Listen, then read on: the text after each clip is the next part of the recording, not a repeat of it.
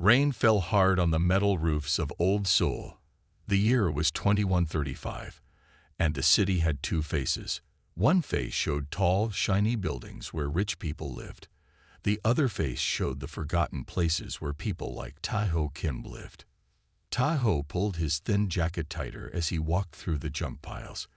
He was 28 years old, with dark hair that needed cutting and eyes that missed nothing. His hands were rough from work, but moved with amazing skill when fixing broken things. Another day, another search, he said to himself, poking through the wet trash with a metal rod. Tae-ho had no parents. He grew up in a home for children with no families, but when he turned 18, they told him to leave. Since then, he lived by finding broken machines and fixing them to sell. His home was one small room with a leaky roof, but inside, it looked like a workshop from the future. Tools hung on every wall. Half-fixed computers sat on tables made from old doors. Tae-ho could fix almost anything with technology in it. "Please give me something good today," he whispered as he dug through a pile of garbage. Today he was at the edge of a military junk site. He wasn't supposed to be there, but the guards were lazy and the fence had holes. 3 hours passed, and his bag was still almost empty. Just some computer chips and a power cell that might work after cleaning. Then he saw something shine under a broken robot arm. "What's this?" Tae-ho carefully moved the heavy metal aside. There, half buried in mud, was a device he had never seen before. It was the size of his hand, shaped like a star with 6 points. It glowed faintly blue even though it was clearly damaged. Tae-ho looked around quickly. No one was watching. He picked up the device and almost dropped it from surprise. It was warm and seemed to pulse, like it was alive. Military tech. No, this is different. He had seen military equipment before. This was not made by humans. The metal felt wrong. The design followed no human pattern. Common sense told him to put it back. Strange technology from unknown places was dangerous. But Tae-ho had nothing to lose, and curiosity was his oldest friend. He slipped the star-shaped object into his bag and hurried home as the rain got worse. Back in his small room, Tae-ho cleared a space on his main table. He set the device down carefully and studied it. Up close, he could see it was covered in tiny marks that might be writing. Definitely not Korean or any human language he knew. "You're not from around here, are you?" he said to the device as he gently cleaned the mud from its surface. As the last dirt came off, the blue glow grew stronger. Small lights began to move across its surface like tiny stars. Tae-ho's heartbeat quickened. He should tell someone about this. The government would pay a lot for alien technology. But who would believe a nobody like him found something this important? They would take it and throw him in jail for stealing from a military site. No, he would fix it first. Prove what it was. Then maybe he could make a deal. Tae-ho opened his toolbox and selected his smallest tools. He worked carefully, finding the damaged parts of the device. Some pieces were burned out. Others were just disconnected. "This is like nothing I've ever seen," he whispered in wonder. "But I think I understand how you work." Time disappeared as he worked. The rain stopped and started again. Night fell. Tae-ho forgot to eat or sleep. His hands moved as if they knew what to do without him thinking about it. Finally, near dawn, he connected the last piece. The star device hummed and rose 1 inch above the table. All 6 points glowed bright blue. "It works," Tae-ho said with excitement. Then a beam of light shot from the center of the device to the ceiling. It projected strange symbols in the air, changing rapidly. "What did I do?" Tae-ho backed away. The device made a sound like a bell ringing. Then silence. Tae-ho moved closer again. The star had stopped glowing, and now just sat quietly on the table. "Maybe it was just saying thank you," he said with a nervous laugh. He didn't know that the device had just sent a signal that traveled faster than light, heading deep into space, a signal that said, *Human capability confirmed. Request immediate contact, asterisk. Somewhere very far away, something heard and changed course toward Earth. 3 days passed since Taiho fixed the star device. He kept it hidden under a cloth on his workbench. Sometimes he would peek at it, hoping it would do something new, but it stayed quiet. On the 4th morning, someone knocked on his door.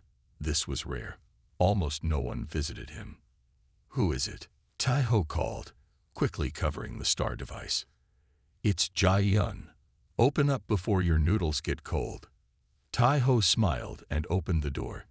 Jai-yun Park stood there holding a bag of food. She was short with kind eyes and a smile that made her whole face light up. She owned a small noodle shop down the street and was Taiho's only real friend. "You haven't come by the shop in days," she said, walking in without waiting for an invitation. "Are you sick? Or just forgetting to eat again?" "I've been busy," Taiho said, moving to block her view of his workbench. Jai-yun put the food down and looked at him closely. "You look tired. What are you working on that's so important?" Before Taiho could answer, they heard heavy boots on the metal stairs outside. Someone was coming up fast. "Were you followed?" Taiho asked, suddenly nervous. "No. Why would I be?" Jai-yun started. The door burst open. 3 men in military uniforms stormed in. They wore the patch of the Korean Defense Force. The leader was tall with a stern face and perfect posture. His name tag read Captain Choi. "Taiho Kim?" Captain Sung Min Choi asked, though it wasn't really a question. "Yes," Taiho said, trying to look calm. "We have reports of stolen military property. This building has been giving off unusual energy signals for 3 days." Captain Choi looked around the small room. His eyes stopped on the covered object on the workbench. "What's under there?" he demanded. "Just an old computer I'm fixing," Taiho lied. Captain Choi moved toward the workbench. Taiho stepped in his way. "You need a search warrant," Taiho said. Captain Choi smiled coldly. "Not for matters of national security." Just then, the room filled with a soft blue light. Everyone turned to look. The light was coming from under the cloth on the workbench. "What is that?" Jai-yun whispered. Before anyone could move, the star device flew out from under the cloth. It hovered in the middle of the room, spinning slowly. The blue light grew brighter. Captain Choi and his men pulled out their guns. "Stop!" Taiho shouted. "Don't shoot. It might." A beam of light shot from the star device to the floor. Within the beam, a shape began to form. Colors swirled and solidified into a figure about 4 feet tall. Everyone in the room froze. The figure looked like a giant insect standing on 2 back legs. It had 4 arms, a hard shell covering its body, and large eyes that reflected rainbow colors. When it spoke, its voice sounded like music. "Greetings, humans. I am Zentex of the Vesperi. We received your signal and are pleased to make first contact." Captain Choi's hand tightened on his gun. "What is this? Some kind of trick?" "This is not a trick," the insect being said. "I am a hologram projection, but I represent a real ambassador. Our ship is now in orbit around your moon." The hologram turned to face Taiho directly. "You are the one who repaired our quantum communicator. This is surprising. Your species is not listed as having this level of technology." "I just fixed it," Taiho said, stunned. "Impressive," the hologram said. "Our scientists would like to meet you. We invite you to visit our ship." Captain Choi stepped forward. "This is a Korean citizen. He's not going anywhere without government approval." The hologram turned to Captain Choi. "We recognize your authority structures.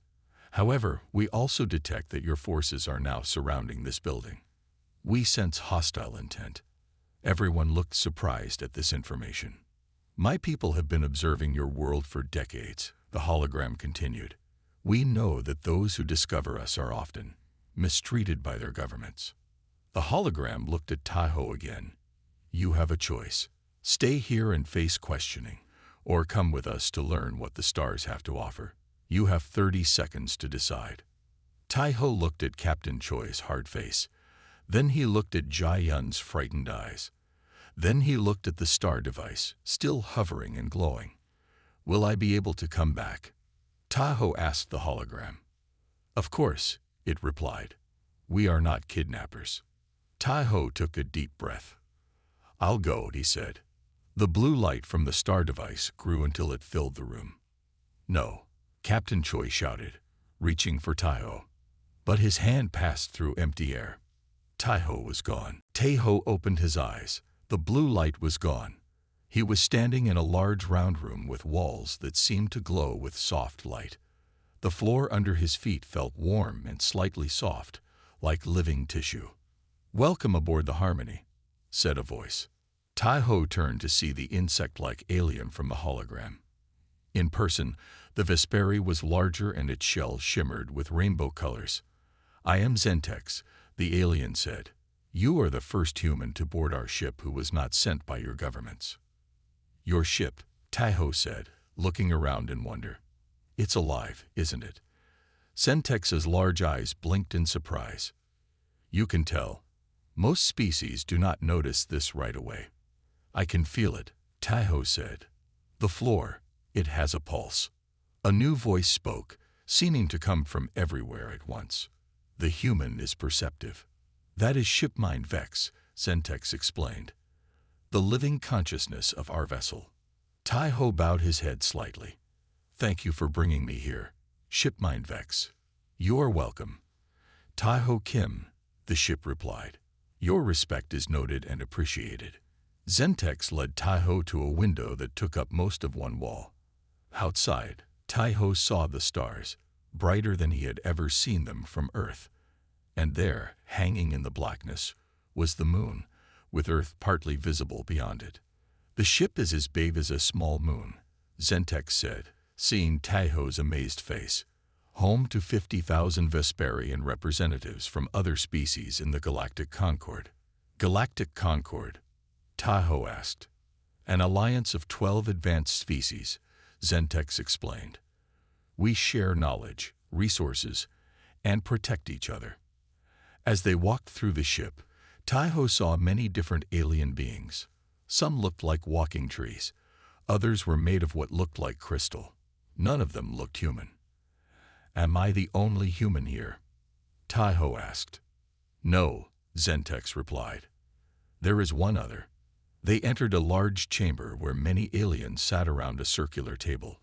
At the far side sat a human man in a formal black suit. He looked about 50 years old, with gray hair and a serious face. "Ambassador Hyunwoo Lee," Zentex announced. "This is Tahoe Kim, the human who repaired our quantum communicator." Ambassador Lee looked at Tahoe with cold eyes. He took in Tahoe's worn clothes and dirty hands. "This is the person who caused the diplomatic incident," Ambassador Lee said with disapproval. "A street scavenger." Tahoe felt his face grow hot with shame. "I fixed something that was broken," he said simply. "You stole military property," Ambassador Lee corrected. "Earth's governments are in uproar. The Korean military is demanding your return." A tall crystal being at the table made a sound like bells ringing. "The human's ability to repair precursor technology is more important than your political concerns, Ambassador." "Precursor technology?" Tahoe asked. Zentex turned to him. "The star device you fixed was not made by us. It was created by the precursors, a species that vanished millions of years ago. Their technology is beyond even our understanding." "Yet you fixed it," said the crystal being. "This is unprecedented." Ambassador Lee stood up. "I demand this man be returned to Earth immediately. He is an embarrassment to humanity." "That is not your decision," Zentex said firmly. "The Concord Council wishes to study his abilities." "Study?" Tahoe asked nervously. "Not in a harmful way," Zentex assured him. "We wish to learn with you, not from you." "This is outrageous," Ambassador Lee said. "Humans are not pets to be collected." "No," agreed a tree-like alien at the table. "They are strays." Tahoe looked confused. "Strays?" The tree being's leaves rustled. Species not yet worthy of full Concord membership. Species still growing, still learning to control their violent tendencies. Ambassador Lee's face turned red with anger. Humanity is ready for full membership. We have sent representatives to the Concord for 20 years. Representatives like you, the tree being said, who care more about status than understanding. Zentex touched Taiho's arm with one of its four hands. Come, I will show you where you will stay while with us. As they left the chamber, Taiho looked back at Ambassador Lee, who was watching him with angry eyes. He hates me, Taiho said quietly. He fears you, Zentex corrected. You have done something he cannot do, with all his education and position. What's that? Impress the Concord, Zentex said. Tomorrow, we will see if you can do even more. The next day, Zentex took Taiho to the engineering hub of the Vesperi ship. It was a vast room with hundreds of aliens working at strange machines. Screens of light floated in the air, showing maps of stars and diagrams of complex systems. This is where we maintain the harmony, Zentex explained. Some of the technology here is not ours. It was left by the precursors. A Vesperi engineer approached them. She was smaller than Zentex, with a shell that glowed soft green. This is Du Yun, Zentex said. She will work with you today. Du Yun bowed her head. I have prepared the tests as requested. She led them to a quiet corner of the hub. On a table lay several small devices, similar to the star-shaped communicator Taiho had fixed. These are precursor artifacts, Du Yun explained. All broken. We have tried for years to repair them, but we do not understand how they work. Taiho picked up one of the devices. It was shaped like a perfect cube with no visible openings. How do I open it? He asked. That is the first challenge, Du Yun said. Taiho studied the cube. He turned it in his hands, feeling its weight and texture. Then, without knowing why, he pressed his thumbs against two specific corners. The cube hummed and split open, revealing complex machinery inside. Du Yun's antennae twitched in surprise. How did you know? Taiho shook his head. I don't know. It just felt right. For the next few hours, Taiho worked on the artifacts. With each one, his hands seemed to know what to do without his mind understanding why. Soon, 5 of the 7 devices were working again. Remarkable, Du Yun said. In one day, you have accomplished what our best engineers could not do in decades. A group of aliens had gathered to watch. Among them was Ambassador Lee, his face dark with concern. What is happening to his brain? The ambassador demanded. Are you experimenting on him? Zentex gestured to a screen showing a scan of Taiho's brain. We are monitoring, not changing. See these patterns? They match precursor technology frequencies. Is that why I can fix these things? Taiho asked. We believe so, Du Yun said. Human brains have a unique structure. Yours especially shows strong synchronization abilities. That's impossible, Ambassador Lee said. I've worked with precursor artifacts for years. Nothing like this happened to me. Du Yun's antennae twitched. Not all humans have this ability, just as not all Vesperi can sing to the stars. Zentex touched Taiho's shoulder. There is one more artifact we need your help with, a more important one. They led him to a sealed room at the back of the hub. Inside stood a tall pillar covered in strange symbols. This controls our main navigation system, Zentex explained. It stopped working 3 days ago. We are drifting off course. Taiho approached the pillar. As he got closer, the symbols began to glow faintly. It recognizes you, Du Yun whispered. Taiho placed his hands on the pillar. Immediately, he felt a connection form. Images flowed through his mind. Stars, planets, ancient civilizations. His fingers moved on their own, tracing patterns on the surface of the pillar. The room hummed with energy. The pillar glowed brighter. It's working, Du Yun said excitedly. Suddenly, a red beam shot from the top of the pillar to the ceiling. A loud alarm sounded. What happened? Taiho asked, stepping back. A hologram appeared in the center of the room. It showed Earth, surrounded by red light. "Warning," said Shipmine Vex's voice. "Ancient defense protocol activated. Target: Sol 3. Time to planetary sterilization: 7 days." Everyone in the room froze. "Sol 3. That's Earth," Taiho whispered. Ambassador Lee rushed forward. "What have you done?" he shouted at Taiho. "I didn't know," Taiho said, staring at the hologram in horror. "I was just trying to help." Zentex's voice was grave. "You have awakened a weapon aimed at your home world. A weapon created millions of years ago. Can we stop it?" Taiho asked desperately. "Unknown," Shipmine Vex replied. "This system predates our civilization. We do not have access to command protocols." Taiho looked at the hologram of Earth glowing red. His planet, his home, Jai Yun, and all the people he knew. "There must be a way," he said, "and I'm going to find it." Alarms rang throughout the Harmony. The ship's corridors filled with worried aliens rushing to their stations. Taiho, Zentex, and Du Yun hurried to the Strategic Command Center. The command center was a large round room. In the middle floated a giant hologram of Earth, still glowing red. Around it, alien officials argued in different languages. "Silence," commanded a tall crystal being. Everyone stopped talking. The crystal being looked at Taiho. "You activated the precursor defense system." "I didn't mean to," Taiho said, his voice shaking. "I was just fixing the navigation pillar." "Intent does not matter," the crystal being said. "Fact: Earth will be sterilized in 7 days unless we deactivate the system." "Sterilized?" Taiho asked. "What does that mean exactly?" A tree-like alien stepped forward. "The surface of your planet will be cleaned of all complex life forms. Nothing larger than a microbe will survive." Taiho felt sick. Billions of people would die. Jai Yun would die. All because he tried to help. Ambassador Lee pushed his way through the crowd.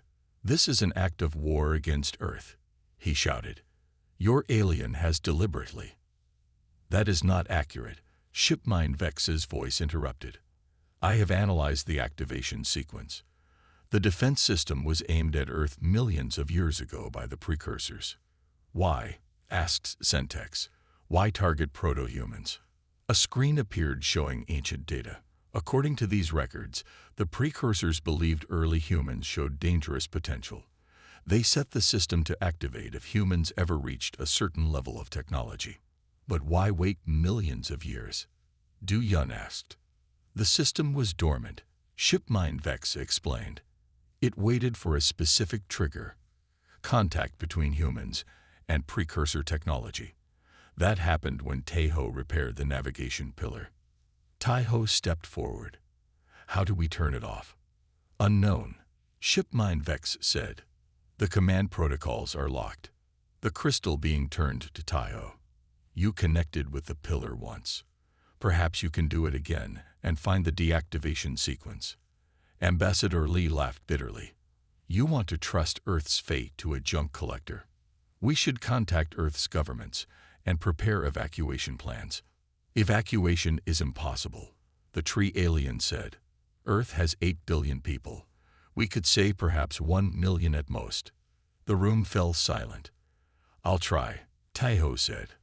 "I'll try to find the deactivation sequence." "It's too dangerous," Du Yun said. "The mental connection with the pillar is intense. Another session could damage your mind permanently." "I don't care," Taiho said firmly. "This is my fault. I have to fix it." The crystal being's surface shimmered. "The human shows courage." "He shows foolishness," Ambassador Lee said. "Even if he survives, he might make things worse." "We have no choice," Zentex said. "No other being has successfully interfaced with precursor technology." They returned to the sealed room with the pillar. It still glowed red, connected to the defense system. "How do I find the deactivation sequence?" Taiho asked. "The precursors built safeguards into all their systems," Du Yun explained. There must be a way to override the defense protocol. But without knowing the command language, Tahoe started. You don't need to know it, Zentek said. Your brain connects directly with the system. Think of it as feeling your way through.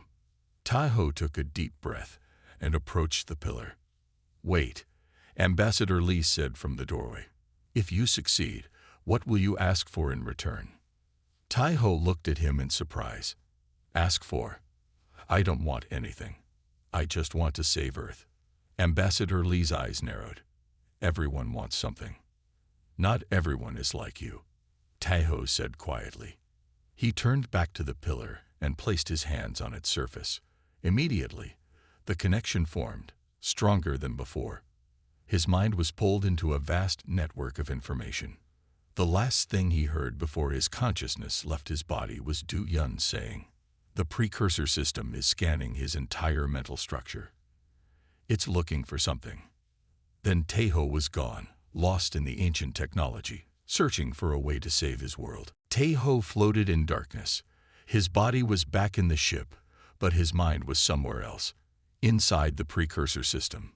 Slowly, shapes formed around him. Stars, planets. The history of the galaxy played before his eyes like a movie. "Hello," he called into the darkness. "Is anyone here?" No answer came, but Tahoe felt something watching him, studying him. Back in the sealed room, Du Yun monitored Tahoe's vital signs. His body was still, hands frozen on the pillar. Only his eyes moved rapidly behind closed lids. "His brain activity is incredibly high," she told Zentex. "I've never seen patterns like this." "Is he in danger?" Zentex asked. "Yes, but stable for now. The connection is holding." Ambassador Lee paced at the back of the room. "This is taking too long.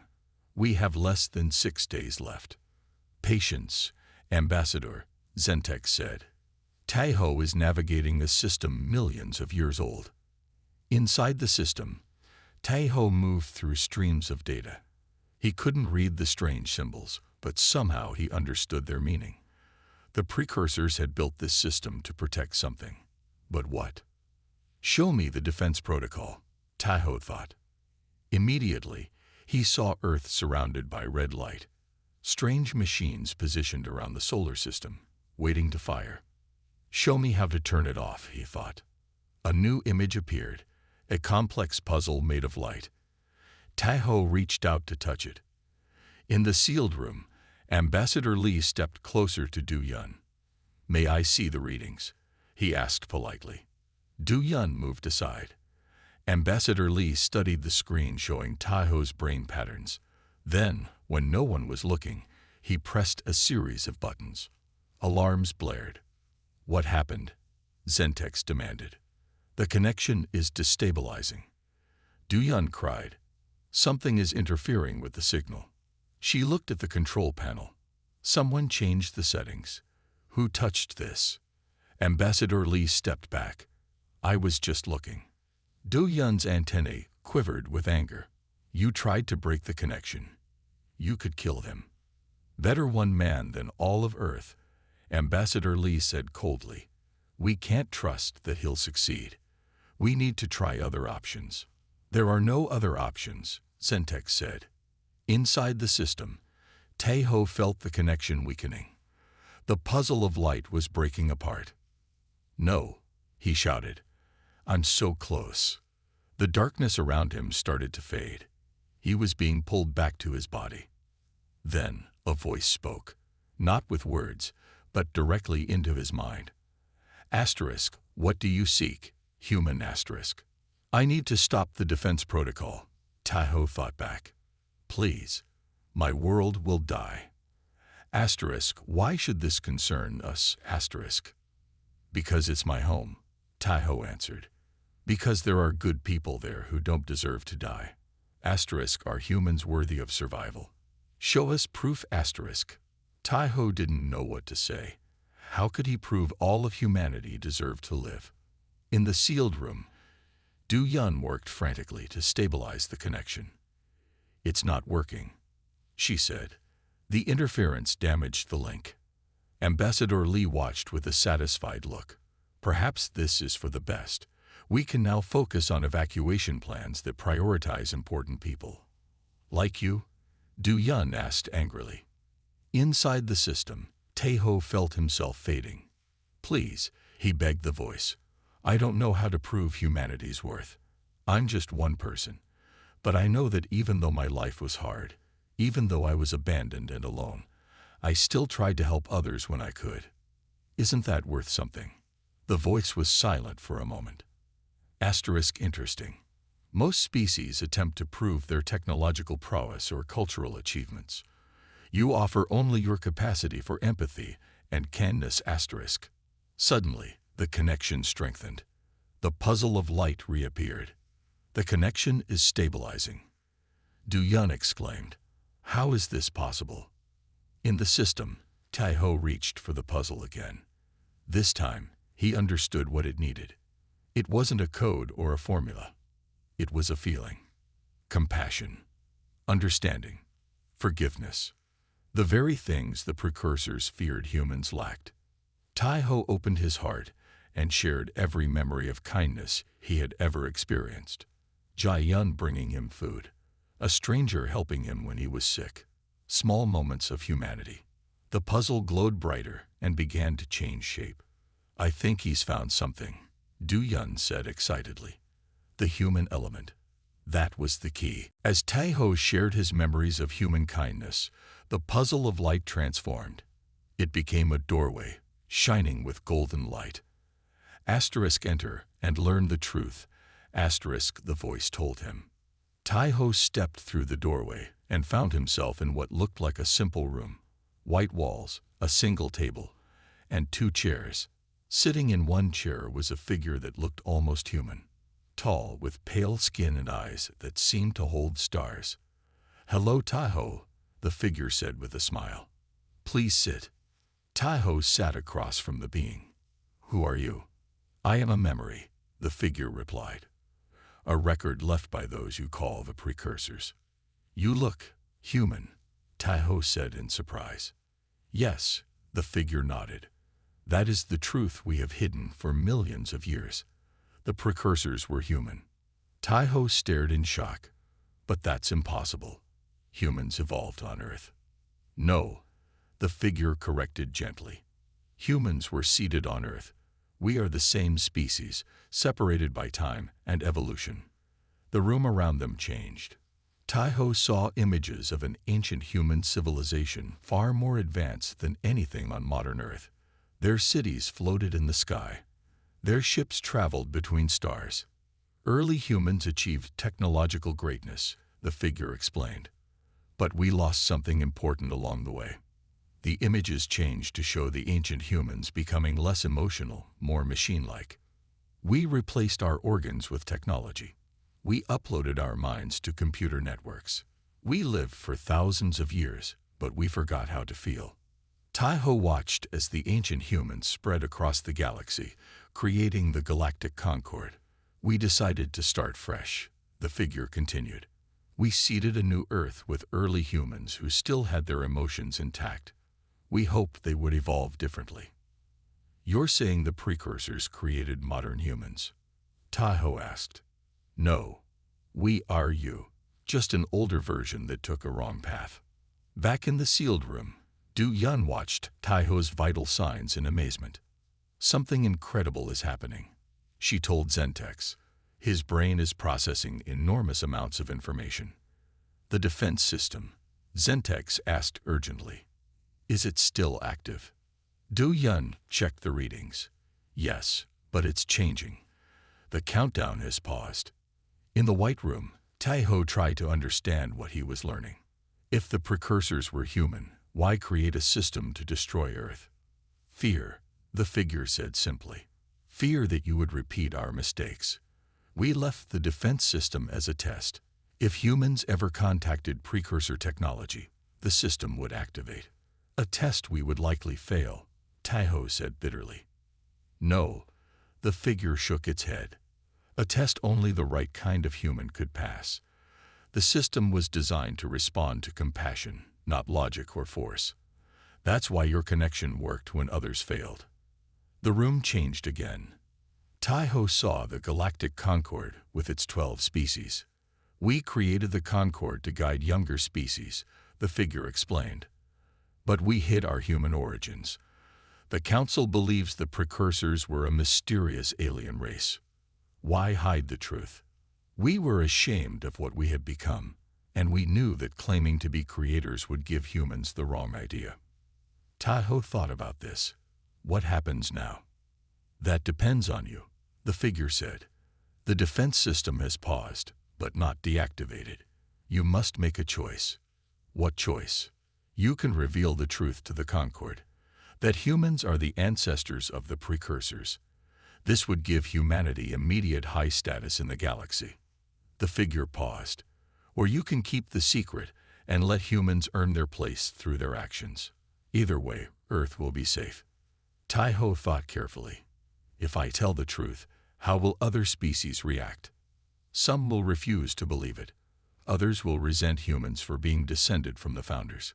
Conflict is likely. And if I keep the secret, humans will continue to be seen as strays, but they will be judged on their own merits, not their ancestry. Tai-Ho made his decision. I'll tell the truth, but not to gain status. The Concord deserves to know its own history. The figure smiled. You continue to surprise us, Tai-Ho Kim. Earth is now safe. Return to your body and share what you have learned. The white room faded.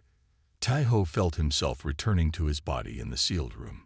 His eyes opened to see Du Yun, Zentex, and Ambassador Li staring at him in wonder. The defense system is deactivated, he said weakly. And I know who the precursors really were. Word spread quickly through the harmony. The defense system targeting Earth had been deactivated. Tai-Ho had communicated directly with precursor technology and returned with an unbelievable story. The Galactic Concord Council called an emergency meeting. All 12 species would hear what Tai-Ho had learned. As Tai-Ho prepared to speak to the council, Ambassador Li confronted him in a quiet corridor. What exactly do you plan to tell them? Li demanded. The truth, Tai-Ho said simply. And what if I forbid you to speak? I am Earth's official representative. Tai-Ho looked at the ambassador calmly. You tried to break my connection to the system. You were willing to let Earth die to save important people like yourself. Ambassador Li's face paled. You can't prove that. Shipmine Vex recorded everything, Tai-Ho replied. But that's not why I'm speaking today. I'm speaking because everyone needs to hear the truth. The council chamber was the largest room Tai-Ho had seen on the ship. 12 massive seats formed a circle, each occupied by a representative of a different species. Hundreds of observers filled the seats around them. Zentex guided Tai-Ho to the center of the circle. Du Yun stood nearby for support. Tai-Ho Kim of Earth announced the crystal being who led the council. You have deactivated the precursor defense system. The council thanks you. Now tell us what you have learned. Tai-Ho took a deep breath and began to speak. The precursors, who created the Galactic Concord, were not a mysterious alien race. They were humans. Ancient humans who evolved on Earth millions of years ago. A shocked murmur ran through the chamber. Impossible, shouted a large being made of swirling gas. Humans are primitives, strays. I don't claim humans are superior, Tai-Ho said. The ancient humans achieved great technology, but lost something important along the way. Their humanity. He explained what he had learned in the White Room. How the ancient humans had become more machine than flesh. How they seeded Earth with early humans, hoping they would evolve differently. The defense system was a test, Tai-Ho continued. Not of our technology, but of our hearts. They wanted to be sure we hadn't lost our capacity for compassion. The tree-like alien rustled its leaves angrily. This is a trick to gain status. Humans are claiming to be our creators. No, Tai-Ho said firmly. The precursors didn't create your species. They only brought you together in the Concord. And I'm not claiming any special status for humans. In fact, the truth should humble us. Explain, demanded the crystal being. The ancient humans nearly destroyed themselves by losing their emotions. Modern humans still struggle with violence and greed. We have much to learn from all of you. Ambassador Lee stepped forward. As Earth's official representative, I demand immediate full membership in the Concord based on this revelation. Taiho shook his head. That's exactly what the precursors would not want. Humans should earn their place like everyone else. A silence fell over the chamber. The 12 council members looked at each other, communicating in ways Taiho couldn't understand. Finally, the crystal being spoke. We must verify this claim. But the deactivation of the defense system suggests truth in your words. A small furry alien that had been silent until now spoke up. If humans are descendants of the precursors, why did you tell us this truth? It would have been advantageous to keep it secret. Because secrets divide us, Taiho answered. And because the Concord deserves to know its own history. The council members conferred again. Then the crystal being made an announcement that shocked everyone. The council votes to elevate humanity to full Concord membership, effective immediately. Ambassador Lee smiled triumphantly. But the crystal being continued, not because of ancestry, because Taeho Kim has demonstrated wisdom beyond technology, the quality the precursors valued most. Du Yun touched Taeho's arm gently. You've done something remarkable today. Taiho looked around the chamber. Some aliens looked angry. Others seemed thoughtful. Change would not be easy. I'm just a person who fixes broken things, he said. And right now, the relationship between humans and the Concord needs fixing. For the first time, many in the chamber saw humans not as primitive strays, but as equals with a unique perspective to offer the galaxy. 1 year later, Taiho stood in Seoul Central Plaza. The same city where he once dug through trash now welcomed him as a hero. Thousands of people gathered to hear him speak. Taiho wore simple clothes, not the fancy uniform that Ambassador Lee had tried to make him wear. He didn't want to seem different from the people he came from. I'm not special, Taiho told the crowd. I'm just someone who was in the right place at the right time. But everyone knew this wasn't true. In the years since Taiho had revealed the truth about the precursors, Earth had changed. The Galactic Concord had welcomed humans as full members. Ships from a dozen alien worlds now orbited Earth. New technology had begun to solve old problems like hunger and sickness. And Taiho, once a stray with no home, was now the Concord's official ambassador to humanity. After his speech, Taiho visited his old neighborhood. The junk piles were gone now, replaced by clean streets and new homes. But Taiho had made sure one building remained untouched, Jae-yun's noodle shop. Jae-yun ran out when she saw him coming. Taiho, she called, hugging him tightly. I watched your speech. You did so well. I was nervous, he admitted. I'm still not used to so many people listening to me. They went inside the shop. It looked the same, except for pictures on the wall showing Jae-yun with various aliens who had come to try her famous noodles. How's the program going? Jae-yun asked as she served him his favorite dish. Taiho smiled. Very well. We found 17 people so far who can connect with precursor technology. Some of them were living on the streets like I was. This was Taiho's most important work. He had created the Stray Stars program to find other humans with special abilities, people who might otherwise be overlooked. And what happened with Ambassador Lee? Jae-yun asked. Taiho's face grew serious. He was removed from his position after the Concord learned he tried to sabotage my connection to the precursor system. He's facing charges now. Good, Jae-yun said firmly. He was willing to let Earth die to save himself. After lunch, Taiho walked to the new Concord embassy. Du Yun was waiting for him there. The Vesperi engineer had become his closest friend and advisor. The council has approved your proposal, Du Yun told him excitedly. Every Concord ship will now include human engineers as part of their crew. Taiho nodded with satisfaction. This had been his goal, to show that ordinary humans had something valuable to offer the galaxy. As they walked through the embassy, People stopped to greet Tai-ho. Some were important officials. Others were cleaning staff or security guards. Tai-ho treated them all the same, learning their names and asking about their families. You still spend more time with the workers than the leaders, Du-yun observed. Because I understand them better, Tai-ho replied, and because everyone matters. Later that day, Tai-ho and Du-yun attended the unveiling of a new statue in the center of Seoul. Tai-ho had fought against this honor, but the city had insisted. The statue showed Tai-ho not in formal clothes, but as he truly was, a simple human with a toolbox, fixing something broken. The plaque called him the Saint of the Stars, a name the media had given him. I don't feel like a saint, Tai-ho told Du-yun as they looked at the statue. That's precisely why you are one, she replied.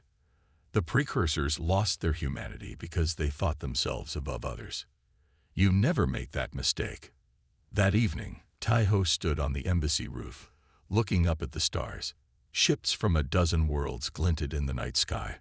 A small girl had asked him that morning, "Why did you tell the Concorde the truth about humans? Weren't you afraid?" Tai-ho had thought carefully before answering. Sometimes the truth is scary, he had told her. But it's better than hiding who you really are. Zentex joined him on the roof. The Harmony leaves tomorrow. Will you visit us soon? Of course, Tai-ho promised. There's still so much to learn. And to teach, Zentex added. Tai-ho smiled. The stray had found his place among the stars, not by becoming something different, but by remaining true to his human heart.